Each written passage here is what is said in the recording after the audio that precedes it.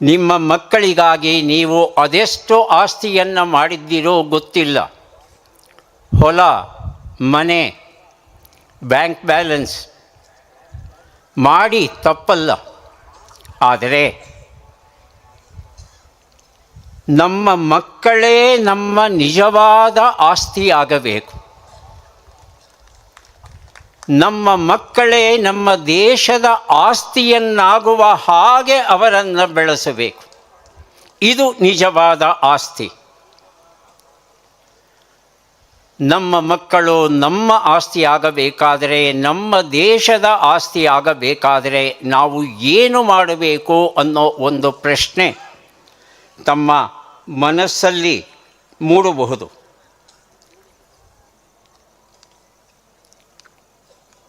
ನಮ್ಮ ಮಕ್ಕಳಲ್ಲಿ ಅಡಗಿರುವಂಥ ಸುಪ್ತ ಪ್ರತಿಭೆಯನ್ನು ಗುರುತಿಸುವಂಥ ಕೆಲಸವನ್ನು ನಾವು ಮಾಡಬೇಕಾಗಿದೆ. ನಮ್ಮ ಹಿರಿಯರು ಇದನ್ನು ಋತ ಎನ್ನುವ ಶಬ್ದದಿಂದ ಸೂಚಿಸಿದರು. ಏನು ಋತ ಅಂದರೆ?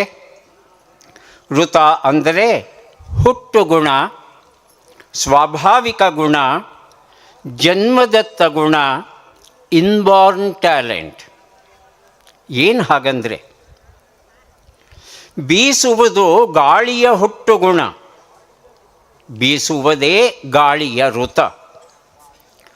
ಸುಡುವುದು ಬೆಂಕಿಯ ಹುಟ್ಟುಗುಣ, ಸುಡುವುದೇ ಬೆಂಕಿಯ ಋತ. ಬೆಳಕನ್ನು ನೀಡೋದೇ ಸೂರ್ಯ ಚಂದ್ರರ ಹುಟ್ಟುಗುಣ, ಬೆಳಕನ್ನು ನೀಡೋದೇ ಅವರ ಋತ. ಪರಿಮಳವನ್ನು ಬೀರುವುದೇ ಹೂವಿನ ಹುಟ್ಟುಗುಣ, ಪರಿಮಳವನ್ನು ಪಸರಿಸುವುದೇ ಹೂವಿನ ಋತ. ಹಾಗಿರುವಾಗ ನಿಮ್ಮ ಮಗುವಿನ ಋತ ಏನು?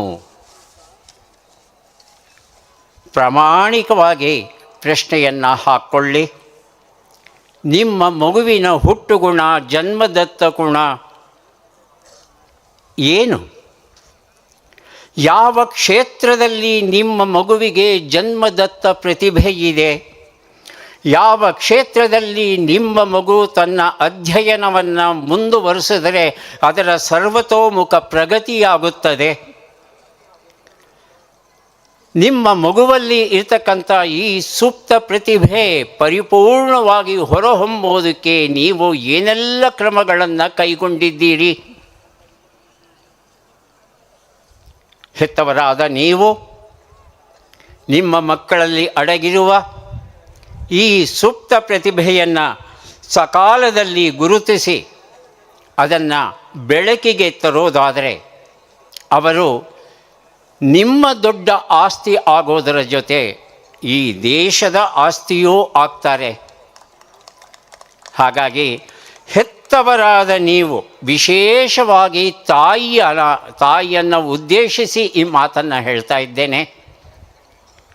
ವಿಶೇಷವಾಗಿ ನೀವು ಏನು ಮಾಡ್ತಾ ಇದ್ದೀರಿ? ನಿಮ್ಮ ಮಗುವಲ್ಲಿ ಇರ್ತಕ್ಕಂಥ ಜನ್ಮದತ್ತ ಪ್ರತಿಭೆಯನ್ನು ಗುರುತಿಸಿ ಅದನ್ನು ಹೊರಗೆ ತರೋದಕ್ಕೆ ಕೆಲವು ಉದಾಹರಣೆಗಳನ್ನು ತಮ್ಮ ಮುಂದೆ ಇಡೋದಕ್ಕೆ ಅನುಮತಿಯನ್ನು ಬೇಡ್ತಾ ಇದ್ದೇನೆ. ನಮ್ಮ ದೇಶದ ಪ್ರಖ್ಯಾತ ಆಟಗಾರ ಅನಿಲ್ ಕುಂಬ್ಳೆ. ಕುಂಬ್ಳೆಗೆ ಕ್ರಿಕೆಟ್ ಅಂದರೆ ಪಂಚಪ್ರಾಣ. ಟೆಸ್ಟ್ ಮ್ಯಾಚುಗಳಲ್ಲಿ 619 ವಿಕೆಟ್ಗಳನ್ನು ಪಡೆದಾತ. ಆದರೆ ಅವರ ಹೆತ್ತವರು ಹೇಳಿದರು, ಕ್ರಿಕೆಟ್ ನಮ್ಮಂಥವ್ರಿಗಲ್ಲಪ್ಪ, ನೀನು ಇಂಜಿನಿಯರ್ ಆಗು. ಕ್ರಿಕೆಟರ್ ಆಗಬೇಕು ಅನ್ನೋ ಆಸೆಯನ್ನು ಅದುಮಿಟ್ಟು ಎಂಜಿನಿಯರಿಂಗ್ ಸೇರಿದ, ಎಂಜಿನಿಯರ್ ಆದ. ಆದರೆ ಯಾವತ್ತೂ ಎಂಜಿನಿಯರ್ ಆಗಿ ಕೆಲಸ ಮಾಡಲಿಲ್ಲ. ಯಾಕಂದರೆ ಅವನಲ್ಲಿ ಇದ್ದಂಥ ಸುಪ್ತ ಪ್ರತಿಭೆ ಏನಿತ್ತು ಕ್ರಿಕೆಟ್, ಆ ಕ್ಷೇತ್ರದಲ್ಲಿ ಮುಂದುವರಿಯಬೇಕು ಅಂತ ಹೇಳಿದಾಗ ಮನೆಯಲ್ಲಿ ಒಂದು ಸಣ್ಣ ಯುದ್ಧವೇ ನಡೆದಾಗ ಅಣ್ಣ ದಿನೇಶ್ ಕುಂಬ್ಳೆ ತಮ್ಮನ ಪರವಾಗಿ ನಿಲ್ತಾನೆ. ಅವನಲ್ಲಿ ಇರುವ ಋತ ಕ್ರಿಕೆಟ್, ಎಂಜಿನಿಯರ್ ಅಲ್ಲ. ಹಾಗಾಗಿ ದಯವಿಟ್ಟು ಅವನನ್ನು ಕ್ರಿಕೆಟಲ್ಲಿ ಮುಂದುವರಿಯೋದಕ್ಕೆ ಅವಕಾಶವನ್ನು ಮಾಡಿಕೊಡಿ ಅಂತ ಎಲ್ಲರನ್ನ ಒಪ್ಪಿಸಿದ ಮೇಲೆ ಇವತ್ತು ಅನಿಲ್ ಕುಂಬ್ಳೆ ಹೇಗೆ ಜಾಗತಿಕ ಮಟ್ಟದಲ್ಲಿ ಬೆಳಗ್ತಾ ಇದ್ದಾನೆ, ಇದಕ್ಕೆ ಕಾರಣ ಆ ಅಣ್ಣ ದಿನೇಶ್ ಕುಂಬ್ಳೆ. ಭಾರತ ರತ್ನ ಸಚಿನ್ ತೆಂಡೂಲ್ಕರ್ ಕ್ರಿಕೆಟಿನ ದಂತಕತೆ ನಮಗೆಲ್ಲ ಗೊತ್ತಿರುವಂಥ ವಿಚಾರ. ಕ್ರಿಕೆಟ್ ಇತಿಹಾಸದಲ್ಲೇ ಅತ್ಯಂತ ಹೆಚ್ಚಿನ ರನ್ಗಳನ್ನು ಹೊಡೆದವನು. ಆತ ಹೇಳ್ತಾನೆ, ತನ್ನ ಬಾಲ್ಯದಲ್ಲಿ ನನಗೆ ಸಾಂಪ್ರದಾಯಿಕ ಶಿಕ್ಷಣದಲ್ಲಿ ನಂಬಿಕೆ ಇಲ್ಲ, ದಯವಿಟ್ಟು ಒತ್ತಾಯ ಮಾಡಬೇಡಿ, ನನಗೆ ಕ್ರಿಕೆಟಲ್ಲಿ ಆಸಕ್ತಿ ಇದೆ ಅಂದಾಗ ಅದರ ಮಹತ್ವವನ್ನು ಅರಿತದ್ದು ಆತನ ತಂದೆ ರಮೇಶ್ ತೆಂಡೂಲ್ಕರ್. ರಮೇಶ್ ತೆಂಡೂಲ್ಕರ್ ಹೇಳ್ತಾನೆ, ಹೌದು, ನಿನ್ನ ಒಲವು ಕ್ರಿಕೆಟಲ್ಲಿ ಇದೆ ಅನ್ನೋದನ್ನು ನಾನು ಮನಗಂಡಿದ್ದೇನೆ. ನಿನ್ನ ಸಂಪೂರ್ಣ ಗಮನವನ್ನು ನೀನು ಕ್ರಿಕೆಟ್ ಕಡೆ ಹರಿಸು, ನಿನ್ನ SSLC ಪರೀಕ್ಷೆ ನಂತರ ನೋಡೋಣ ಅನ್ನೋ ಒಂದು ಧೈರ್ಯವನ್ನು, ಪ್ರೋತ್ಸಾಹವನ್ನು ನೀಡ್ತಾನೆ ರಮೇಶ್ ತೆಂಡೂಲ್ಕರ್ ತಂದೆ. ತನ್ನ ಮಗನಲ್ಲಿ ಇರಬಹುದಾದ ಈ ವೃತ ಏನಿದೆ ಇದನ್ನು ಗುರುತಿಸಿ ಆ ಒಂದು ಕ್ಷೇತ್ರದಲ್ಲಿ ಮುಂದುವರಿಯೋದಕ್ಕೆ ಅವಕಾಶವನ್ನು ಮಾಡಿಕೊಟ್ಟಾಗ ತೆಂಡೂಲ್ಕರ್ ಕ್ರಿಕೆಟ್ ಕ್ರೀಡೆಯ ದೇವತೆಯಾಗಿ ಮೆರೀತಾ ಇದ್ದಾನೆ. ಮಿಗಿಲಾಗಿ ಭಾರತ ರತ್ನ ಗೌರವವನ್ನು ಗಳಿಸಿದ್ದಾನೆ. ಇದಕ್ಕೆ ಕಾರಣ ತಂದೆ ರಮೇಶ್ ತೆಂಡೂಲ್ಕರ್. ನಿಮ್ಮ ಮಕ್ಕಳಲ್ಲಿ ಇಂತಹ ಪ್ರತಿಭೆ ಇರುವ ಮಕ್ಕಳು ಎಷ್ಟು ಜನ ಇದ್ದಾರೆ, ಅದನ್ನು ನೀವು ಗಂಭೀರವಾಗಿ ಅಧ್ಯಯನ ಮಾಡಿದ್ದೀರಾ, ಗುರುತಿಸಿದ್ದೀರಾ, ಆ ಕ್ಷೇತ್ರದಲ್ಲಿ ಮುಂದುವರಿಯೋದಕ್ಕೆ ಯಾವ ರೀತಿಯ ಕ್ರಮಗಳನ್ನು ಕೈಗೊಂಡಿದ್ದೀರಾ, ದಯವಿಟ್ಟು ಪ್ರಾಮಾಣಿಕವಾಗಿ ಒಂದು ಕ್ಷಣ ಆಲೋಚನೆ ಮಾಡಬೇಕಾಗಿ ನನ್ನ ಪ್ರಾರ್ಥನೆ. ಉಸೇನ್ ಬೋಲ್ಟ್ ಅನ್ನೋ ಹೆಸರು ಕೇಳ್ತಾ ಇದ್ದ ಹಾಗೆ ಮೈ ರೋಮಾಂಚನವಾಗುತ್ತೆ. ಯಾಕಂದರೆ ಮನುಕುಲದಲ್ಲೇ ಅವನಷ್ಟು ವೇಗವಾಗಿ ಓಡುವಂಥ ಮತ್ತೊಬ್ಬ ವ್ಯಕ್ತಿ ಇಲ್ಲ, ಉಸೇನ್ ಬೋಲ್ಟ್. ಆದರೆ ಉಸೇನ್ ಬೋಲ್ಟ್ಗೆ ಕ್ರಿಕೆಟ್ ಆಡಬೇಕು ಅಂತ ಆಸೆ, ಫಾಸ್ಟ್ ಬೌಲರ್ ಆಗಬೇಕು, ವಕಾರ್ ಯೂನಿಸ್ ತರಹ. ಹಾಕ್ಕೊಳ್ಳೋದಕ್ಕೆ ಬೂಟು ಇಲ್ಲ, ಒಂದು ಟೊಪ್ಪಿ ಇಲ್ಲ, ಹರಿದ ಬಟ್ಟೆ. ಆದರೂ ಕ್ರಿಕೆಟರ್ ಆಗಬೇಕು. ಕೋಚ್ ಹತ್ರ ಹೋಗಿ ನಿರಂತರವಾಗಿ ಕೇಳ್ತಾ ಹೋಗ್ತಾನೆ, ನಾನು ಆಡಬೇಕು. ಒಂದು ದಿನ ಒಬ್ಬ ಆಟಗಾರ ಬರಲಿಲ್ಲ ಅನ್ನೋ ಕಾರಣಕ್ಕೆ, ಹೋಗು ನೀನು ಬೌಂಡರಿ ಲೈನಲ್ಲಿ ನಿಲ್ಲು ಅಂದಾಗ ಬೌಂಡರಿ ಲೈನಲ್ಲಿ ನಿಂದಂಥ ಉಸೇನ್ ಬೋಲ್ಟ್ ಒಂದೇ ಒಂದು ಚೆಂಡು ಬೌಂಡರಿ ಗೆರೆಯನ್ನು ಮುಟ್ಟೋದಕ್ಕೆ ಬಿಡೋದಿಲ್ಲ. ಅಷ್ಟು ವೇಗವಾಗಿ ಒಂದು ಕಡೆಯಿಂದ ಮತ್ತೊಂದು ಕಡೆಯಿಂದ ಇನ್ನೊಂದು ಕಡೆಗೆ ಎಷ್ಟು ವೇಗವಾಗಿ ಓಡ್ತಾನೆ ಅಂದರೆ ಆ ಕೋಚ್ಗೆ ಆಶ್ಚರ್ಯ ಆಗೋಗುತ್ತೆ. ಕರೆದು ಹೇಳ್ತಾನೆ, ತಂದೆಯನ್ನೂ ಕರೆದು ಹೇಳ್ತಾನೆ, ನಿಮ್ಮ ಮಗನಲ್ಲಿ ಇರ್ತಕ್ಕಂಥ ಸೂಕ್ತ ಪ್ರತಿಭೆಯನ್ನು ನೀವು ಗುರುತಿಸಿಲ್ಲ, ಅವನು ಕ್ರಿಕೆಟ್ ಆಟಗಾರ ಆಗಬಾರದು, ಅವನು ಅಥ್ಲೆಟ್ ಆಗಬೇಕು. 100 ಮೀಟರ್, 200 ಮೀಟರ್, 400 ಮೀಟರ್ ಓಟ ಏನಿದೆ, ಆ ಓಟದಲ್ಲಿ ನಿಮ್ಮ ಮಗ ಭಾಗವಹಿಸಿದ್ದೇ ಆದಲ್ಲಿ ಆತ ಜಗತ್ತಿನಲ್ಲಿ ಸರ್ವಶ್ರೇಷ್ಠ ಅಥ್ಲೆಟ್ ಆಗ್ತಾನೆ. ಈ ಭರವಸೆಯನ್ನು ನಾನು ನಿಮಗೆ ಕೊಡ್ತೇನೆ. ದಯವಿಟ್ಟು ನಿಮ್ಮ ಮಗನನ್ನು ಇವತ್ತೇ ಅಥ್ಲೆಟ್ ತರಬೇತಿ ಪಡೆಯೋದಕ್ಕೆ ಕಳಿಸಿಕೊಡಿ ಅನ್ನೋ ಒಂದು ಮಾತನ್ನು ಹೇಳ್ತಾರೆ. ಹೀಗೆ ಮಕ್ಕಳಲ್ಲಿ ಇರುವಂಥ ಜನ್ಮದತ್ತ ಪ್ರತಿಭೆ ಏನಿದೆ ಅದು ತುಂಬ ಮುಖ್ಯವಾದದ್ದು. ಅಷ್ಟೆಲ್ಲ ಯಾಕೆ, ನಮ್ಮ ಕುವೆಂಪು ಅವರ ಉದಾಹರಣೆಯನ್ನೇ ತಗೊಳ್ಳೋಣ. ಕುವೆಂಪು ಅವರು ತಮ್ಮ ಆರಂಭದ ದಿನಗಳಲ್ಲಿ ಇಂಗ್ಲೀಷಲ್ಲಿ ಬರೀತಾ ಇದ್ದರು ಕವನಗಳನ್ನು. ತಾವು ಬರೆದ ಕವನ ಸಂಕಲನ ತಗೊಂಡು ನೇರವಾಗಿ ಅವರು ಓರ್ವ ಐರಿಷ್ ಪ್ರೊಫೆಸರ್ ಜೇಮ್ಸ್ ಕಜಿನ್ಸ್ ಅವರನ್ನು ಭೇಟಿಯಾದಾಗ ಎಲ್ಲವನ್ನು ಓದಿದಂಥ ಜೇಮ್ಸ್ ಕಜಿನ್ ಹೇಳ್ತಾರೆ, ಬಿಗಿನರ್ಸ್ ಮ್ಯೂಸ್, ನಿನ್ನ ಕವನ ಸಂಕಲನ ಅದ್ಭುತವಾಗಿದೆ, ನಿಜ, ಅನುಮಾನವೇ ಇಲ್ಲ. ಆದರೆ ನಿನ್ನ ವೃತ ಇಂಗ್ಲೀಷಲ್ಲಿಲ್ಲಪ್ಪ, ಅದು ಕನ್ನಡದಲ್ಲಿದೆ. ಇನ್ನು ಮುಂದೆ ಕನ್ನಡದಲ್ಲಿ ಬರೀ ನೀನು ಅಂತ ಹೇಳಿದಾಗ ಕುವೆಂಪು ಅಂತ ದೈತ್ಯ ಪ್ರತಿಭೆ ಕನ್ನಡಕ್ಕೆ ದಕ್ಕಿತು. ಅದಕ್ಕೆ ಕಾರಣ ಕುವೆಂಪು ಅವರಲ್ಲಿ ಇದ್ದಂಥ ಸುಪ್ತ ಪ್ರತಿಭೆಯನ್ನು ಗುರುತಿಸಿದಂತಹ ಜೇಮ್ಸ್ ಕಜಿನ್ಸ್. ಏನಿದು ವೃತ ಅಂತ ಹೇಳ್ತೀರಿ, ಸುಪ್ತ ಪ್ರತಿಭೆ ಅಂತ ಹೇಳ್ತೀರಿ, ಯಾರಲ್ಲಿ ಯಾವುದಿದೆ ಅದನ್ನು ಹುಡುಕಿ ಅಂತ ಹೇಳ್ತಾ ಇದ್ದೀರಿ, ಹೇಗೆ ಮಾಡೋದು ಇದನ್ನು ಅನ್ನೋ ಒಂದು ಪ್ರಶ್ನೆ ಬಂದಾಗ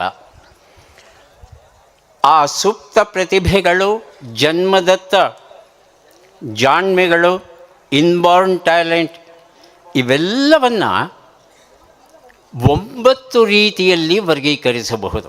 ವಿಜ್ಞಾನಿಗಳು ಮನುಷ್ಯನ ಬುದ್ಧಿವಂತಿಕೆಯನ್ನು 9 ರೀತಿಗಳಲ್ಲಿ ವರ್ಗಿಸಿದ್ದಾರೆ.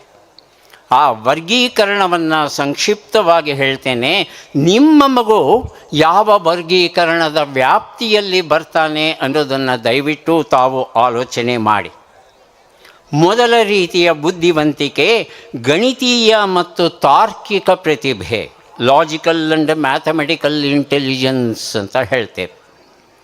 ನಿಮ್ಮ ಮಗುವಿಗೆ ಗಣಿತ ಕ್ಷೇತ್ರದಲ್ಲಿ ಪ್ರತಿಭೆ ಇದ್ದರೆ ಆತ ಗಣಿತಜ್ಞನಾಗಬಹುದು, ಅರ್ಥಶಾಸ್ತ್ರಜ್ಞನಾಗಬಹುದು, ಆಡಿಟರ್ ಆಗಬಹುದು, ಅಕೌಂಟೆಂಟ್ ಆಗಬಹುದು, ವಿಜ್ಞಾನಿ ಆಗಬಹುದು, ಇಲ್ಲವೇ ಕಂಪ್ಯೂಟರ್ ತಜ್ಞನಾಗಬಹುದು. ಗಣಿತೀಯ ಬುದ್ಧಿವಂತಿಕೆ. ಭಾಷಾ ಬುದ್ಧಿವಂತಿಕೆ, ಲಿಂಗ್ವಿಸ್ಟಿಕ್ ಇಂಟೆಲಿಜೆನ್ಸ್. ಇವರಿಗೆ ಭಾಷೆ ಅಂದರೆ ನೀರು ಕುಡಿದಷ್ಟು ಸುಲಭ. ಓದುವುದು, ಬರೆಯುವುದು, ಮಾತನಾಡುವುದು ಇವರನ್ನು ಮೀರಿಸೋಕೆ ಸಾಧ್ಯವಿಲ್ಲ. ಈ ಕ್ಷೇತ್ರಗಳಲ್ಲಿ ಉಪನ್ಯಾಸಕರಾಗಿ, ವಕೀಲರಾಗಿ, ರೇಡಿಯೋ ಜಾಕಿಯಾಗಿ, ಟೆಲಿವಿಷನ್ ಕಲಾವಿದರಾಗಿ, ಪತ್ರಕರ್ತರಾಗಿ, ಮಾರಾಟಗಾರರಾಗಿ, ಉತ್ತಮ ರಾಜಕಾರಣಿಗಳಾಗಿ ಅದ್ಭುತವಾದ ಸಾಧನೆಯನ್ನು ಮಾಡುವಂಥ ಶಕ್ತಿ ಇವರಲ್ಲಿ ಇರುತ್ತೆ. ನಿಮ್ಮ ಮಗುವಲ್ಲಿ ಈ ಭಾಷಾ ಪ್ರತಿಭೆ ಇದೆಯಾ ಅನ್ನೋದನ್ನು ದಯವಿಟ್ಟು ಹುಡುಕಿ. ಮೂರನೆಯ ಪ್ರತಿಭೆ ಅತ್ಯುತ್ತಮ ವ್ಯಾವಹಾರಿಕ ಪ್ರತಿಭೆ ಅಥವಾ ಇಂಟರ್ಪರ್ಸನಲ್ ಇಂಟೆಲಿಜೆನ್ಸ್. ಏನು ಹಾಗಂದರೆ, ಒಬ್ಬ ವ್ಯಕ್ತಿ ಎದುರಿಗೆ ಬಂದಾಗ ಆ ವ್ಯಕ್ತಿಯ ಮನಸ್ಸಲ್ಲಿ ಏನು ನಡೀತಾ ಇದೆ, ಯಾವ ವಿಚಾರಗಳಿವೆ ಅನ್ನೋದನ್ನು ಸೂಕ್ಷ್ಮವಾಗಿ ತಿಳಿಯುವ ಸಾಮರ್ಥ್ಯ ಕೆಲವರಿಗೆ ಉಂಟು. ಅವರೇ ಈ ವ್ಯಾವಹಾರಿಕ ಪ್ರತಿಭೆ ಉಳ್ಳಂಥ ಜನ.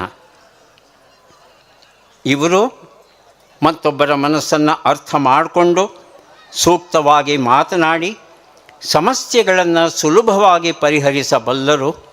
ಇದೊಂದು ಅಪರೂಪದ ಪ್ರತಿಭೆ. ಇಂತಹ ಪ್ರತಿಭೆ ಇರುವವರು ಮುತ್ಸದ್ದಿಗಳಾಗಬಹುದು, ಮನೋವೈದ್ಯರಾಗಬಹುದು, ಆಪ್ತ ಸಲಹೆಗಾರರಾಗಬಹುದು, ಉಪನ್ಯಾಸಕರಾಗಬಹುದು, ಸಾರ್ವಜನಿಕ ಸಂಪರ್ಕಾಧಿಕಾರಿಗಳಾಗಬಹುದು, ಸಮಾಜ ಸೇವಕರಾಗಬಹುದು. ಬದುಕಲ್ಲಿ ಇವರಿಗೆ ಸೋಲು ಅನ್ನೋದು ಎಂದಿಗೂ ಹತ್ತಿರಕ್ಕೆ ಬರೋದಿಲ್ಲ. ಆಂತರಿಕ ಪ್ರತಿಭೆ ಅಥವಾ ಇಂಟ್ರಾಪರ್ಸನಲ್ ಇಂಟೆಲಿಜೆನ್ಸ್. ನಮ್ಮ ಬಗ್ಗೆ ನಮಗೆಷ್ಟು ಗೊತ್ತು? ಪ್ರಶ್ನೆ ಕೇಳೋದು ಸುಲಭ, ಉತ್ತರ ಕೊಡೋದು ಕಷ್ಟ. ನಿಮಗೆ ನೀವೇ ಪ್ರಶ್ನೆ ಹಾಕ್ಕೊಳ್ಳಿ, ನಿಮ್ಮ ಬಗ್ಗೆ ನಿಮಗೆಷ್ಟು ಗೊತ್ತಿದೆ? ಗಂಭೀರವಾಗಿ ತಮ್ಮ ಬಗ್ಗೆ ಆಲೋಚನೆ ಮಾಡಿದಂಥ ಜನ ಬಹಳ ಬಹಳ ಕಷ್ಟ. ತನ್ನನ್ನು ತಾನು ಅರ್ಥ ಮಾಡಿಕೊಳ್ಳುವ ವ್ಯಕ್ತಿ ಯಾರಿದ್ದಾನೆ ಆತ ಅತ್ಯುತ್ತಮ ಮನೋವೈದ್ಯನಾಗಬಲ್ಲ, ಉತ್ತಮ ಕಥೆಗಾರನಾಗಬಲ್ಲ, ಕವಿ ಆಗಬಲ್ಲ, ಆಪ್ತ ಸಲಹೆಗಾರನಾಗಬಲ್ಲ, ಸಮಾಜ ಸೇವಕನಾಗಬಲ್ಲ. ಎಲ್ಲಕ್ಕಿಂತ ಮಿಗಿಲಾಗಿ ಈತ ಸದಾ ಸಂತೃಪ್ತಿಯಿಂದ ಇರಬಲ್ಲ. ಹಾಗಾಗಿ ನಮ್ಮನ್ನು ನಾವು ಅರ್ಥ ಮಾಡಿಕೊಳ್ಳೋದು, ತನ್ನನ್ನು ತಾನು ಅರ್ಥ ಮಾಡಿಕೊಳ್ಳೋದು ಬಹಳ ಬಹಳ ಮುಖ್ಯವಾದದ್ದು. ಈ ರೀತಿಯ ಪ್ರತಿಭೆ ನಿಮ್ಮ ಮಗುವಲ್ಲಿ ಉಂಟ. ಸಂಗೀತ ಪ್ರತಿಭೆ, ಮ್ಯೂಸಿಕಲ್ ಇಂಟೆಲಿಜೆನ್ಸ್, ಗಾಯನ, ವಾದ್ಯ ಸಂಗೀತ, ಕೀರ್ತನೆಗಳ ರಚನೆ, ಸಂಗೀತ ನಿರ್ದೇಶನ, ಸಂಗೀತ ಅಧ್ಯಾಪಕನಾಗಿ ಈತ ಅನುಪಮ ಸೇವೆಯನ್ನು ಸಲ್ಲಿಸಬಲ್ಲ. ಎಂತೆಂತಹ ಮೇರು ಪರ್ವತಗಳು ಈ ಕ್ಷೇತ್ರದಲ್ಲಿ ರಾರಾಜಿಸ್ತಾ ಇವೆ ಅನ್ನೋದನ್ನು ನಾವು ನೋಡಿದ್ದೇವೆ. ಭೀಮಸೇನ್ ಜೋಶಿ, ಬಸವರಾಜ ರಾಜಗುರು, ಮಲ್ಲಿಕಾರ್ಜುನ ಮನ್ಸೂರ್, ಗಂಗೂಬಾಯಿ ಹಾನಗಲ್. ಈ ಪರಂಪರೆಯಲ್ಲಿ ನಿಮ್ಮ ಮಗ ಸಾಗಬಲ್ಲನೆ? ಅಂತಹ ಪ್ರತಿಭೆ ಅವನಲ್ಲಿ ಉಂಟೆ? ಆರನೆಯ ಬುದ್ಧಿವಂತಿಕೆ ಮನೋಕಲ್ಪನಾ ಧಾರಣ ಪ್ರತಿಭೆ ಅಥವಾ ವಿಜುವಲ್ ಸ್ಪೇಷಿಯಲ್ ಇಂಟೆಲಿಜೆನ್ಸ್. ಏನು ಹಾಗಂದರೆ, 100 ಅಡಿ ಶಿವನ ವಿಗ್ರಹವನ್ನು ಕೆತ್ತಬೇಕು ಅಂತ ಹೇಳಿದ್ರೆ ಈ ಬುದ್ಧಿವಂತಿಕೆಯ ಜನ ಯಾವುದೇ ಪೇಪರನ್ನು ಪೆನ್ನನ್ನು ಬಳಸದೆ ಕಣ್ಣು ಮುಚ್ಚಿಕೊಂಡು ತನ್ನ ಕಣ್ಣ ಮುಂದೆಯೇ ಆ 100 ಅಡಿ ಎತ್ತರದ ಶಿವನನ್ನು ಸಂಪೂರ್ಣವಾಗಿ ಕಲ್ಪಿಸಿಕೊಂಡು ಹಾಗೆಯೇ ಆತನನ್ನು ಕೆತ್ತಬಲ್ಲ ಅಪರೂಪದ ಸಾಮರ್ಥ್ಯವುಳ್ಳವರು. ಇಂತಹವರೇ ನಮ್ಮ ಬೇಲೂರು, ಹಳೇಬೀಡು, ಶ್ರವಣಬೆಳಗೊಳದಲ್ಲಿ ಇರ್ತಕ್ಕಂಥ ಶಿಲ್ಪ ಸಂಪತ್ತನ್ನು ನಮಗೆ ನೀಡಿದವರು. ಅಂತಹ ಸಂಪತ್ತು ನಿಮ್ಮ ಮಗನಿಗೆ ಉಂಟಾ? ದಯವಿಟ್ಟು ಈ ಬಗ್ಗೆ ಸ್ವಲ್ಪ ಆಲೋಚನೆ ಮಾಡಿ. ಇಂತಹವರು ವಾಸ್ತುತಜ್ಞರಾಗಬಹುದು, ಇಂಜಿನಿಯರ್ಗಳಾಗಬಹುದು, ಶಿಲ್ಪಿಗಳಾಗಬಹುದು, ಚಿತ್ರಗಾರರಾಗಬಹುದು, ಶಸ್ತ್ರವೈದ್ಯರು ಸರ್ಜನ್ಸ್ ಆಗಬಹುದು, ಗ್ರಾಫಿಕ್ ಆರ್ಟಿಸ್ಟ್ ಆಗಬಹುದು, ಚಿತ್ರಗಾರರಾಗಬಹುದು. ಅಸಂಖ್ಯ ಕ್ಷೇತ್ರಗಳು ಕಾದಿವೆ ಇವರಿಗಾಗಿ. ದೈಹಿಕ ಕ್ರಿಯಾತ್ಮಕ ಬುದ್ಧಿವಂತಿಕೆ ಅಥವಾ ಬಾಡಿಲಿ ಕೈನೆಸ್ಟಿಕ್ ಇಂಟೆಲಿಜೆನ್ಸ್ ಅನ್ನೋದು ದೇಹವನ್ನು ಹೇಗೆ ಬೇಕಾದರೂ ಹಾಗೆ ಮಣಿಸಬಲ್ಲ ಅಪರೂಪದ ಸಾಮರ್ಥ್ಯ ಇರುವಂಥ ಒಂದು ಪ್ರತಿಭೆ. ಇಂತಹವರು ಅತ್ಯುತ್ತಮ ಭರತನಾಟ್ಯ ಕಲಾವಿದರಾಗಬಹುದು, ಜಿಮ್ನಾಸ್ಟಿಕ್ ಪಟುಗಳಾಗಬಹುದು, ಕ್ರೀಡೆಗಳಲ್ಲಿ ಇವರು ಬೆಳಗಬಲ್ಲರು, ಅಭಿನಯ ಕ್ಷೇತ್ರದಲ್ಲೂ ಸಹ ಇವರು ಅದ್ಭುತವಾದ ಸಾಧನೆಯನ್ನು ಮಾಡಬಲ್ಲರು. 8ನೆಯದು ನೈಸರ್ಗಿಕ ಪ್ರತಿಭೆ ಅಥವಾ ನ್ಯಾಚುರಲಿಸ್ಟಿಕ್ ಇಂಟೆಲಿಜೆನ್ಸ್ ಅಂತ ಹೇಳ್ತೇವೆ. ಇವರು ಸದಾಕಾಲ ಪ್ರಕೃತಿಯ ನಡುವೆ ಇರೋದಕ್ಕೆ ಇಷ್ಟಪಡ್ತಾರೆ. ಇಂತಹವರು ರೈತರಾದರೆ, ಹೈನುಗಾರಿಕೆಯನ್ನು ಕೈಗೊಂಡರೆ ಅದ್ಭುತವಾದ ಸಾಧನೆಯನ್ನು ಮಾಡಬಲ್ಲರು. ಕೃಷಿ ವಿಜ್ಞಾನಿಗಳಾಗಿ, ನೀರಾವರಿ ತಜ್ಞರಾಗಿ, ಅರಣ್ಯಾಧಿಕಾರಿಗಳಾಗಿ, ಪರಿಸರ ತಜ್ಞರಾಗಿ, ಸಸ್ಯಶಾಸ್ತ್ರಜ್ಞರಾಗಿ, ಸಾಗರ ತಜ್ಞರಾಗಿ, ಖಗೋಳಶಾಸ್ತ್ರಜ್ಞರಾಗಿ, ಹವಾಮಾನ ತಜ್ಞರಾಗಿ, ಭೂಗರ್ಭ ಶಾಸ್ತ್ರಜ್ಞರಾಗಿ ವೈವಿಧ್ಯಮಯವಾದ ಕ್ಷೇತ್ರಗಳು ಕಾದಿದೆ ಈ ನೈಸರ್ಗಿಕ ಪ್ರತಿಭೆ ಉಳ್ಳಂಥ ನಿಮ್ಮ ಮಕ್ಕಳಿಗೆ. ಇನ್ನು 9ನೆಯ ಬುದ್ಧಿವಂತಿಕೆ, ಕೊನೆಯ ಬುದ್ಧಿವಂತಿಕೆ, ಇದನ್ನು ಅಸ್ತಿತ್ವವಾದ ಬುದ್ಧಿವಂತಿಕೆ ಅಥವಾ ಎಕ್ಸಿಸ್ಟೆನ್ಷಿಯಲ್ ಇಂಟೆಲಿಜೆನ್ಸ್ ಅಂತ ಕರೀತೇವೆ. ಏನು ಹಾಗಂದರೆ ಅನ್ನೋ ಒಂದು ಪ್ರಶ್ನೆ ಬರುತ್ತೆ. ಇಂತಹವರು ನಾನು ಯಾರು, ಎಲ್ಲಿಂದ ಬಂದೆ, ಯಾಕೆ ಬಂದೆ, ನನ್ನನ್ನು ಕರೆತಂದದ್ದು ಯಾರು, ನನ್ನ ಬದುಕಿನ ಉದ್ದೇಶವೇನು, ಬದುಕಿನಲ್ಲಿ ದುಃಖ ಅನ್ನೋದು ಯಾಕೆ ಇದೆ, ನ್ಯಾಯ ನೀತಿ ಧರ್ಮಗಳನ್ನು ಯಾಕೆ ಜನ ಪರಿಪಾಲಿಸೋಲ್ಲ, ದೇವರು ಅನ್ನೋವನು ಇದ್ದಾನ, ಎಲ್ಲಿದ್ದಾನೆ, ಹೇಗಿದ್ದಾನೆ, ಅವನು ಇರೋದು ನಿಜವಾದರೆ ಈ ಜನ ಈ ಜಗತ್ತು ಇಷ್ಟು ನೋವಲ್ಲಿ ಬೇಯ್ತಾ ಇದೆಯಲ್ಲ, ನೋಡಿಕೊಂಡು ಸುಮ್ಮನಿದ್ದಾನಲ್ಲ, ಅವನು ಕಗ್ಗಲ್ಲ. ಹೀಗೆ ನಾನಾ ರೀತಿಯ ಪ್ರಶ್ನೆಗಳನ್ನು ಕೇಳ್ತಾ ಕೇಳ್ತಾ ಸ್ವಯಂ ಉತ್ತರಗಳನ್ನು ಹುಡುಕೋತಾ ಹೋಗ್ತಾನೆ. ಇಂತಹ ಪ್ರತಿಭೆ ಇರ್ತಕ್ಕಂಥ, ಜನ್ಮದತ್ತ ಗುಣ ಇರ್ತಕ್ಕಂಥ ಜನ ಸದಾಕಾಲ ಅಧ್ಯಾತ್ಮದ ಹಸಿವಿಗಾಗಿ ಕಾಯ್ತಾ ಇರ್ತಾರೆ. ಇಂತಹವರು ದಾರ್ಶನಿಕರಾಗಿ, ಸಾಹಿತಿಗಳಾಗಿ, ಆಧ್ಯಾತ್ಮಿಕ ಮಾರ್ಗದರ್ಶಕರಾಗಿ, ಧರ್ಮಗುರುಗಳಾಗಿ, ಪೀಠಾಧಿಪತಿಗಳಾಗಿ ಅದ್ಭುತವಾದ ಸೇವೆಯನ್ನು ಈ ಸಮಾಜಕ್ಕೆ ಸಲ್ಲಿಸಬಲ್ಲರು. ಹಾಗಾಗಿ ಹೆತ್ತವರಾದ ನಿಮ್ಮಲ್ಲಿ ಮತ್ತೆ ನಾನು ಪ್ರಾರ್ಥಿಸ್ತಾ ಇದ್ದೇನೆ, ನಿಮ್ಮ ಮಗುವಿನ ವೃತ ಏನು, ನಿಮ್ಮ ಮಗುವಿನ ಹುಟ್ಟುಗುಣ ಏನು, ನಿಮ್ಮ ಮಗುವಿಗೆ ಜನ್ಮತಃ ಯಾವ ಕ್ಷೇತ್ರದಲ್ಲಿ ಬುದ್ಧಿವಂತಿಕೆ ಇದೆ, ಯಾವ ಕ್ಷೇತ್ರದಲ್ಲಿ ಮುಂದುವರಿಯುವ ಆಸಕ್ತಿ ಇದೆ, ಇದನ್ನು ತಿಳ್ಕೋಬೇಕಾದದ್ದು ಮೊದಲು ಹೆತ್ತವರ ನಂತರ ಈ ಸುಪ್ತ ಪ್ರತಿಭೆಯನ್ನು ಗುರುತಿಸಬಲ್ಲ ಸಾಮರ್ಥ್ಯ ಇರೋರು ಅಧ್ಯಾಪಕರ ನಂತರ ಯಾರು ಬೇಕಾದರೂ ಈ ಒಂದು ಕ್ಷೇತ್ರದಲ್ಲಿ ಮಕ್ಕಳಲ್ಲಿ ಇರ್ತಕ್ಕಂಥ ಪ್ರತಿಭೆಯನ್ನು ಗುರುತಿಸಬಲ್ಲರು. ಹಾಗಾಗಿ ನಮ್ಮ ಮಕ್ಕಳಲ್ಲಿ ಇರ್ತಕ್ಕಂಥ ಸುಪ್ತ ಪ್ರತಿಭೆ ಅರಳಿ ಅವರು ದೇಶದ ಆಸ್ತಿಯ ಆಗಬೇಕಾದರೆ ಹೆತ್ತವರಷ್ಟೇ ಅಧ್ಯಾಪಕರೂ ಸಹ ಒಂದು ಜವಾಬ್ದಾರಿಯನ್ನು ಹೊರುವ ಕೆಲಸವನ್ನು ಮಾಡಬೇಕು ಅಂತ ಪ್ರಾರ್ಥಿಸ್ತಾ ಇದ್ದೇನೆ.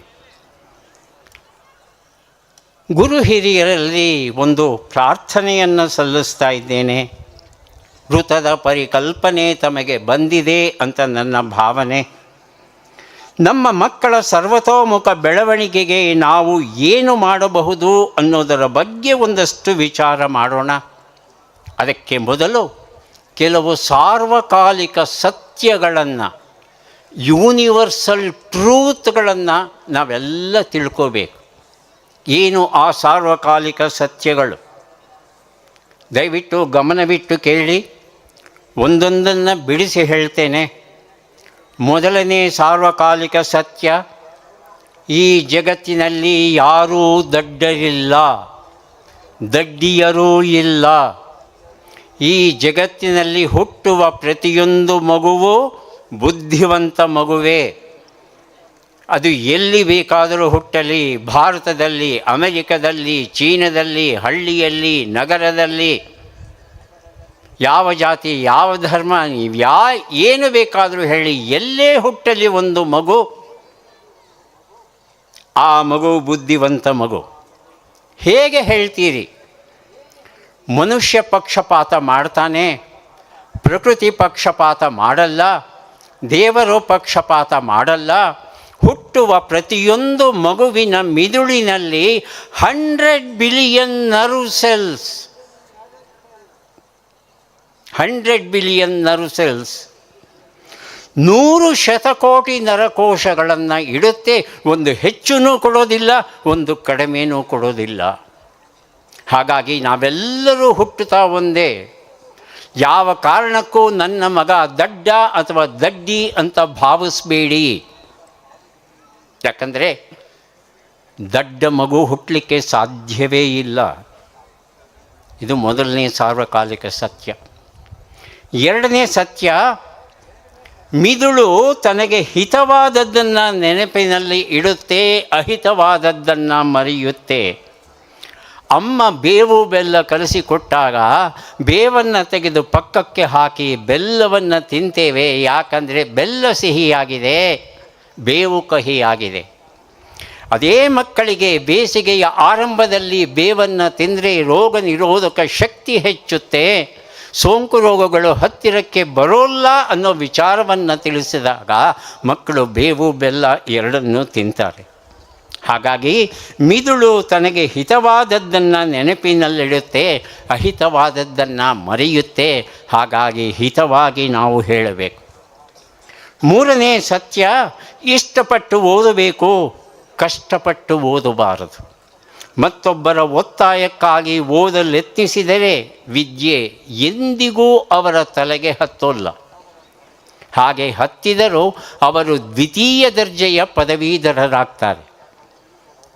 ಇನ್ಫೋಸಿಸ್ ಸಂಸ್ಥೆಯ ನಾರಾಯಣ ಮೂರ್ತಿ ಹೇಳ್ತಾರೆ, ಪ್ರತಿ ವರ್ಷ 16 ಲಕ್ಷ ಇಂಜಿನಿಯರಿಂಗ್ ಗ್ರ್ಯಾಜುಯೇಟ್ಗಳು ಬರ್ತಾರೆ. ಮೊದಲ ವರ್ಷದಲ್ಲಿ ಕೆಲಸ ಸಿಗೋದು 1 ಲಕ್ಷ ಗ್ರ್ಯಾಜುಯೇಟ್ಗಳಿಗೆ ಮಾತ್ರ. ಇನ್ನು 15 ಲಕ್ಷ ಗ್ರ್ಯಾಜುಯೇಟ್ಗಳು ಪದವೀಧರರು ಯಾರಿದ್ದಾರೆ ಅವರು ಕೇರ್ ಆಫ್ ಫುಟ್ಪಾತ್. ಯಾಕಂದರೆ ಅವರು ಉತ್ತೀರ್ಣರಾಗಿರೋದು ದ್ವಿತೀಯ ದರ್ಜೆಯಲ್ಲಿ. ಹಾಗಾಗಿ ನಿಮ್ಮ ಆಸೆಗಳನ್ನು ಮಕ್ಕಳ ಮೇಲೆ ಹೇರಿ ಅವರ ಇಷ್ಟಕ್ಕೆ ವಿರುದ್ಧವಾಗಿ ಇಂಜಿನಿಯರೋ ಡಾಕ್ಟರೋ ಆಗೋದಕ್ಕೆ ಮಾಡೋದಕ್ಕೆ ಪ್ರಯತ್ನ ಪಡಬೇಡಿ. ಅವರು ದ್ವಿತೀಯ ದರ್ಜೆಯ ಇಂಜಿನಿಯರ್ಗಳಾಗೋದು ಈ ದೇಶಕ್ಕೆ ಮಾರಕ. ಯಶಸ್ಸಿಗೆ ಯಾವುದೇ ಶಾರ್ಟ್ಕಟ್ ಇಲ್ಲ.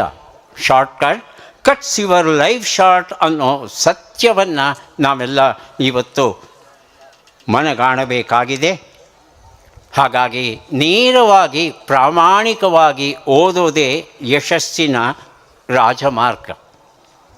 ಈ 4 ಸಾರ್ವಕಾಲಿಕ ಸತ್ಯ: ಜಗತ್ತಿನಲ್ಲಿ ಯಾರೂ ದೊಡ್ಡರಿಲ್ಲ, ಮಿದುಳು ತನಗೆ ಹಿತವಾದದ್ದನ್ನು ನೆನಪಿನಲ್ಲಿಡುತ್ತೆ, ಅಹಿತವಾದದ್ದನ್ನು ಮರೆಯುತ್ತೆ, ಇಷ್ಟಪಟ್ಟು ಓದಬೇಕು, ಕಷ್ಟಪಟ್ಟು ಓದಬಾರದು. ಯಶಸ್ಸಿಗೆ ಯಾವುದೇ ಶಾರ್ಟ್ಕಟ್ ಇಲ್ಲ, ಪ್ರಾಮಾಣಿಕ ಓದು ಒಂದೇ ದಾರಿ. ಈ 4 ಸತ್ಯಗಳನ್ನು ಅರ್ಥ ಮಾಡಿಕೊಂಡು ನಮ್ಮ ಮಕ್ಕಳಿಗೆ ಮನವರಿಕೆ ಮಾಡಿಕೊಡಬೇಕು. ಅದು ನಿಮ್ಮ ಕರ್ತವ್ಯ. ಆ ಒಂದು ಕೆಲಸವನ್ನು ಮಾಡ್ತೀರಿ ಅಂತ ನಾನು ಭಾವಿಸ್ತೇನೆ. ಹೆತ್ತವರ ಮನಸ್ಸಲ್ಲಿ ಒಂದು ಪ್ರಶ್ನೆ ಬರುತ್ತೆ. 100 ಬಿಲಿಯನ್ ನರ್ವ್ ಸೆಲ್ಸ್ ಅಂತ ಹೇಳಿದ್ರಿ ಸರ್, ಹುಟ್ಟುತ್ತಾ ಎಲ್ಲರೂ ಬುದ್ಧಿವಂತರು ಅಂತ ಹೇಳಿದ್ರಿ ಸರ್, ಆದರೆ ಎಲ್ಲ ಮಕ್ಕಳಿಗೆ ರ್ಯಾಂಕ್ ಬರೋಲ್ವಲ್ಲ? ಕೆಲವರು ಮಾತ್ರ ರ್ಯಾಂಕ್ ಬರ್ತಾರೆ, ಕೆಲವರು ಫಸ್ಟ್ ಕ್ಲಾಸ್, ಕೆಲವರು ಸೆಕೆಂಡ್ ಕ್ಲಾಸ್, ಕೆಲವರು ನಾಪಾಸ್ ಆಗ್ತಾರಲ್ಲ. ಇದಕ್ಕೆ ಕಾರಣ ಏನು ಅಂದಾಗ,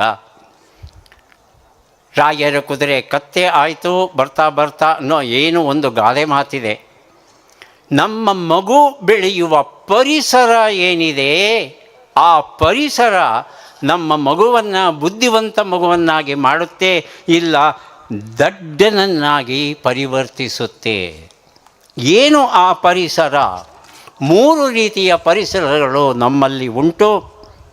ಮೊದಲನೇ ಪರಿಸರ ನಮ್ಮ ಮನೆಯ ಪರಿಸರ, ಎರಡನೆಯದು ನಮ್ಮ ಶಾಲಾ ಪರಿಸರ, ಮೂರನೆಯದು ನಮ್ಮ ಸಹಪಾಠಿಗಳ ಪರಿಸರ. ಈ ಒಂದೊಂದು ಪರಿಸರದ ಮಹತ್ವವನ್ನು ಕೆಲವು ಉದಾಹರಣೆಗಳ ಜೊತೆಯಲ್ಲಿ ತಿಳ್ಕೊಳ್ಳೋಕ್ಕೆ, ಮನವರಿಕೆ ಮಾಡಿಕೊಳ್ಳಿಕ್ಕೆ ನಾವು ಪ್ರಯತ್ನಿಸೋಣ. ಎಲ್ ಗುಂಡಪ್ಪ ಅಂತಕ್ಕಂಥ ಮಹಾನುಭಾವರಿದ್ದರು. ಅವರು ಮನೆಯೇ ಮೊದಲ ಪಾಠಶಾಲೆ, ಜನನಿ ತಾನೇ ಮೊದಲ ಗುರುವು, ಜನನಿಯಿಂದ ಪಾಠ ಕಲಿತ ನಾವೇ ಧನ್ಯರು. ಎಷ್ಟು ಅದ್ಭುತವಾದ ಒಂದು ಕವನವನ್ನು ಬರೆದಿದ್ದಾರೆ ಅಂದರೆ ನಿಜವಾದ ಸತ್ಯ ಅದು. ತಾಯಿಯನ್ನು ಬಿಟ್ಟರೆ ಮತ್ತೊಬ್ಬರಿಲ್ಲ ಈ ಜಗತ್ತಲ್ಲಿ. ಅಂತಹ ತಾಯಿ, ಆ ತಾಯಿಯಿಂದ ಪಾಠ ಕಲಿಬೇಕಾದದ್ದು, ಆ ತಾಯಿ ಪಾಠವನ್ನು ಕಲಿಸಬೇಕಾದದ್ದು ನಮ್ಮೆಲ್ಲರ ಭಾಗ್ಯ. ಆ ತಾಯಿಯ ಮಹತ್ವವನ್ನು ತಿಳ್ಕೊಳ್ಳೋಕ್ಕೆ ಒಂದಷ್ಟು ಕಥೆಗಳನ್ನು ನೋಡೋಣ. ವಿಶ್ವನಾಥ ದತ್ತ, ಭುವನೇಶ್ವರಿ ದೇವಿ, ಇವರ ಮಗ ನರೇಂದ್ರ ಅಂತಕ್ಕಂಥ ಹುಡುಗ. ನರೇಂದ್ರ ಮಹಾ ತುಂಟ, ಮಹಾ ಬುದ್ಧಿವಂತ. ಪ್ರಶ್ನೆಗಳ ಮೇಲೆ ಪ್ರಶ್ನೆ, ಪ್ರಶ್ನೆಗಳ ಮೇಲೆ ಪ್ರಶ್ನೆ, ಪ್ರಶ್ನೆಗಳ ಮೇಲೆ ಪ್ರಶ್ನೆಗಳನ್ನು ಕೇಳ್ತಾ ಬಂದಾಗ ಆ ತಾಯಿ ಭುವನೇಶ್ವರಿ ದೇವಿ ಒಂದು ಕ್ಷಣವೂ ಬೇಸರ ಪಟ್ಟುಕೊಳ್ಳದೆ ಮಗು ಕೇಳುವಂಥ ಎಲ್ಲ ಪ್ರಶ್ನೆಗಳಿಗೆ ಉತ್ತರವನ್ನು ಕೊಡ್ತಾ ಹೋಗ್ತಾಳೆ. ಉತ್ತರವನ್ನು ಕೊಡಬೇಕಾದ್ರೆ ರಾಮಾಯಣ, ಮಹಾಭಾರತ, ಭಾಗವತ, ಪಾಶ್ಚಾತ್ಯ ಇತಿಹಾಸ, ಭಾರತೀಯ ಇತಿಹಾಸ ಎಲ್ಲದರಿಂದಲೂ ಉದಾಹರಣೆಗಳನ್ನು ಕೊಡ್ತಾ ಆ ಮಗುವಿಗೆ ಭದ್ರವಾದ ಒಂದು ತಳಹದಿಯನ್ನು, ಸಾಂಸ್ಕೃತಿಕ ತಳಹದಿಯನ್ನು ಹಾಕ್ತಾಳೆ. ಒಂದು ಸಲ ತಂದೆ ವಿಶ್ವನಾಥ ದತ್ತ ಬಂದು ಕೇಳ್ತಾನೆ, ಏನೋ ದೊಡ್ಡವನಾದ ಮೇಲೆ ನೀನೇನಾಗ್ತೀಯ? ಆಗ ಹೇಳ್ತಾರೆ ವಿವೇಕಾನಂದ, ನಾನು ವಿಕ್ಟೋರಿಯಾ ಟಾಂಗವನ್ನು ಓಡಿಸುವಂಥ ಸಾರಥಿಯಾಗ್ತೇನೆ. ಎಷ್ಟು ಕೋಪ ಬರುತ್ತೆ ವಿಶ್ವನಾಥ ದತ್ತರಿಗೆ ಅಂದರೆ ಮಗನಿಗೆ ಬೈದು ಹೋಗ್ತಾರೆ.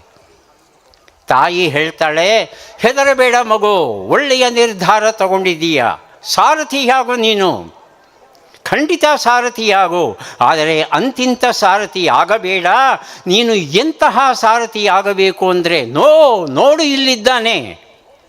ಆ ಚಿತ್ರವನ್ನು ತೋರಿಸಿದಾಗ ಅಲ್ಲಿ ಭಗವದ್ಗೀತೆ, ಕುರುಕ್ಷೇತ್ರದ ಸಂದರ್ಭ, ಅರ್ಜುನ ರಥದಲ್ಲಿ ಕೂತಿದ್ದಾನೆ, ಕೃಷ್ಣ ಸಾರಥಿಯಾಗಿ ರಥವನ್ನು ಚಲಾಯಿಸ್ತಾ ಇದ್ದಾನೆ. ನೀನು ಸಾರಥಿಯಾಗೋದಾದರೆ ಈ ರೀತಿಯಾದ ಸಾರಥಿಯಾಗೋ. ಇವನು ಇಡೀ ಕುರುಕ್ಷೇತ್ರವನ್ನೆಲ್ಲ, ಇಡೀ ಮನುಕುಲವನ್ನು ಉದ್ಧಾರ ಮಾಡುವಂಥ, ಮಾರ್ಗದರ್ಶನ ನೀಡುವಂಥ ಅದ್ಭುತವಾದ ಸಾರಥಿ. ಅಂತಹ ಸಾರಥಿ ನೀನಾಗು. ಈ ಮಾತನ್ನು ಭುವನೇಶ್ವರಿ ದೇವಿ ಹೇಳಿದಾಗ ಎಷ್ಟರ ಮಟ್ಟಿಗೆ ಅದು ಪ್ರಭಾವ ಬೀರುತ್ತೆ ನರೇಂದ್ರನ ಮೇಲೆ ಅಂದರೆ, ಆ ನರೇಂದ್ರ ವಿವೇಕಾನಂದ ಆಗಿ ಪರಿವರ್ತನೆ ಆಗ್ತಾನೆ.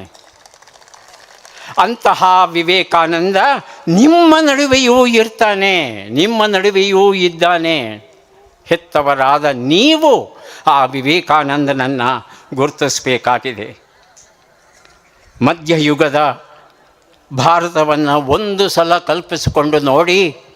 ಉತ್ತರದಿಂದ ಮೊಘಲರ ನಿರಂತರ ದಾಳಿ, ದಕ್ಷಿಣದಲ್ಲಿ ಇದ್ದಂಥ ಬಹಮನಿ ಸುಲ್ತಾನರ ಕಿರುಕುಳ, ಇದರ ನಡುವೆ ಒಂದು ಪುಟ್ಟ ಸಂಸ್ಥಾನ ಶಹಜಿ ಮತ್ತು ಜೀಜಾಬಾಯಿ, ಇವರ ಮಗ ಶಿವಾಜಿ.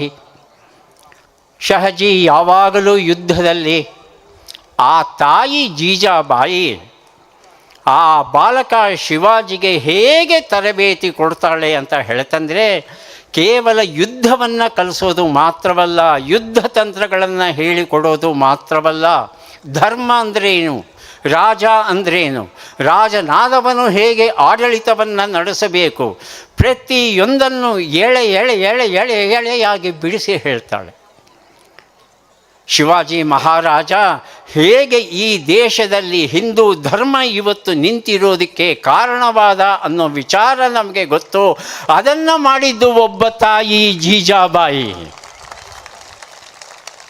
ಅಂತಹ ಜೀಜಾಬಾಯಿ ನಿಮ್ಮಲ್ಲೂ ಇದ್ದಾರೆ. ಆ ಜೀಜಾಬಾಯಿ ನೀವು ಸಹ ಆಗಬೇಕು ನಿಮ್ಮ ಮಕ್ಕಳಿಗೆ ಅನ್ನೋದು ನನ್ನ ಆಸೆ. ಅಷ್ಟೆಲ್ಲ ಯಾಕೆ, ನಮ್ಮ ರಾಷ್ಟ್ರಪಿತ ಗಾಂಧೀಜಿಯವರನ್ನು ತಗೊಳ್ಳೋಣ. ಗಾಂಧೀಜಿಯವರು ನಮಗೆ ಸ್ವಾತಂತ್ರ್ಯವನ್ನು ತಂದುಕೊಡೋದಕ್ಕೆ ಹೋರಾಡಿದ ಪ್ರಮುಖರಲ್ಲಿ ಒಬ್ಬರು.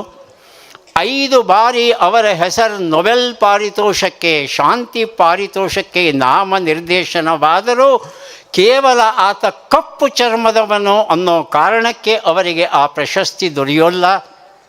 ಇಂತಹ ಗಾಂಧಿ ಬಾಲ್ಯದಲ್ಲಿ ಅದೆಷ್ಟು ಕೆಲಸಗಳನ್ನು ಮಾಡ್ತಾನೆ ಗೊತ್ತಾ?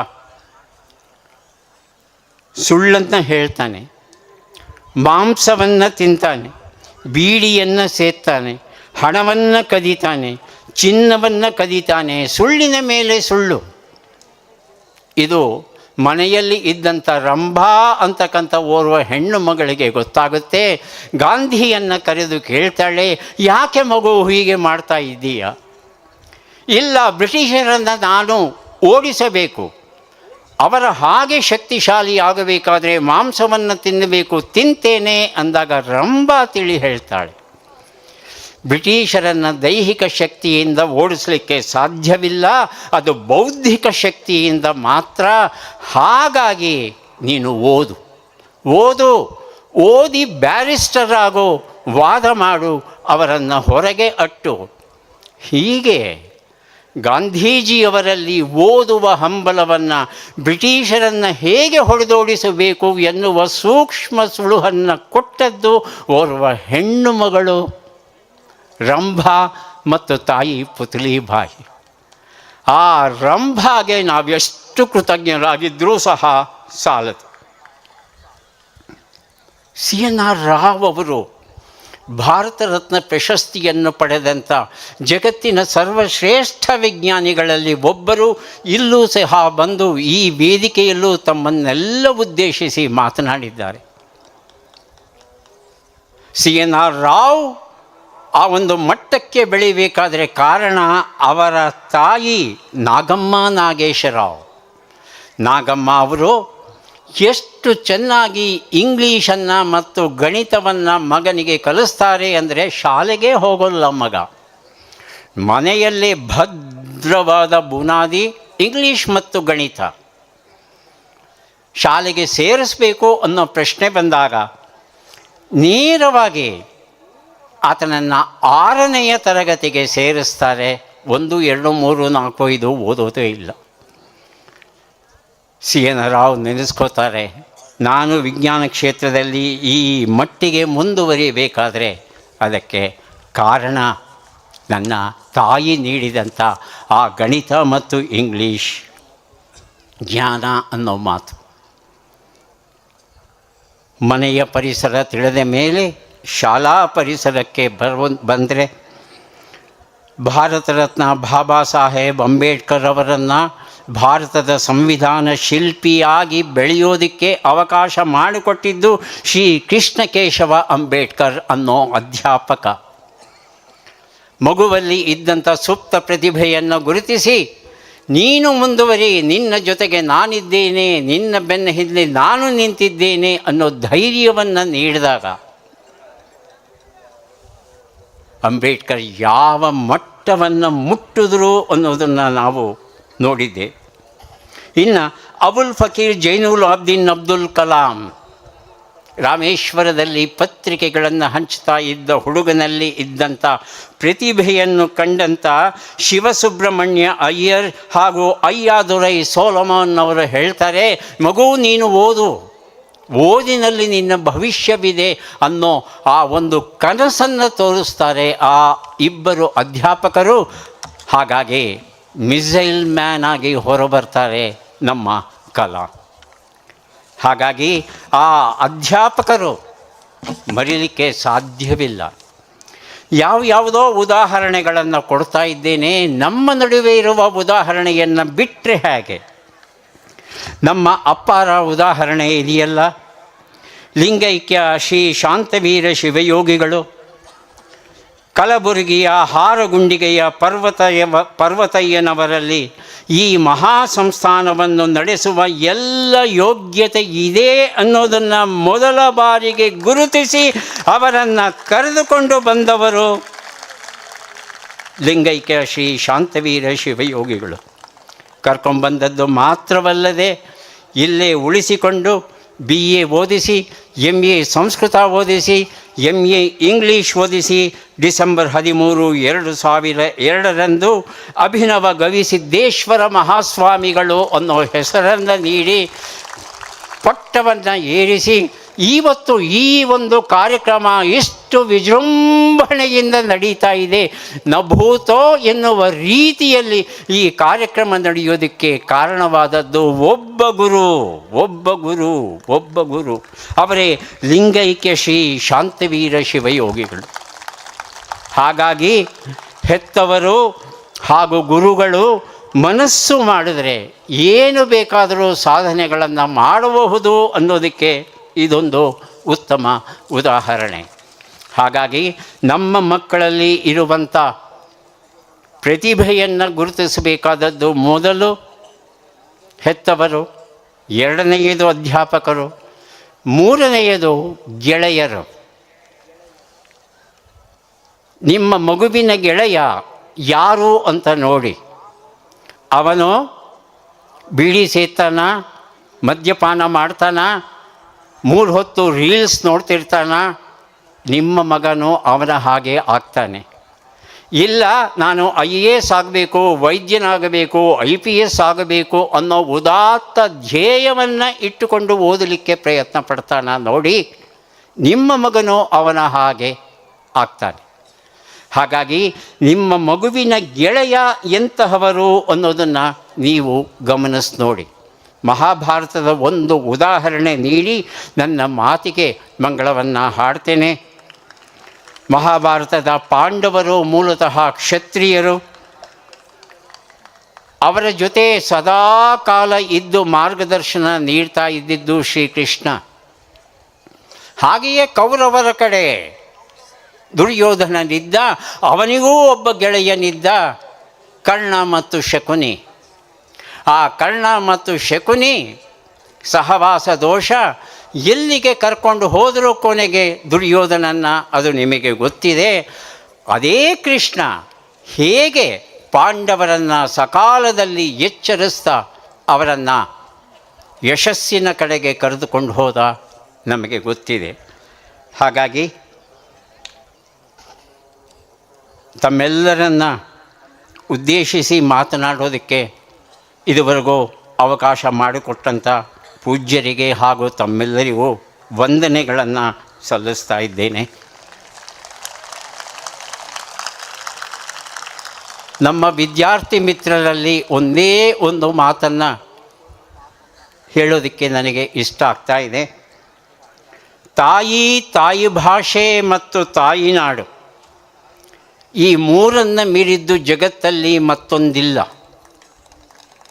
ಹಾಗಾಗಿ ಯಾವುದೇ ಕಾರಣಕ್ಕಾಗಲಿ, ಯಾವುದೇ ಸಂದರ್ಭಕ್ಕಾಗಲಿ, ನೀವೆಷ್ಟೇ ದೊಡ್ಡವರಾಗಲಿ, ಏನೇ ಆಗಲಿ, ಹೆತ್ತವರನ್ನು ಮರಿಬೇಡಿ, ಅಧ್ಯಾಪಕರನ್ನು ಮರಿಬೇಡಿ, ತಾಯಿ ಭಾಷೆಯನ್ನು ಮರೆಯಬೇಡಿ.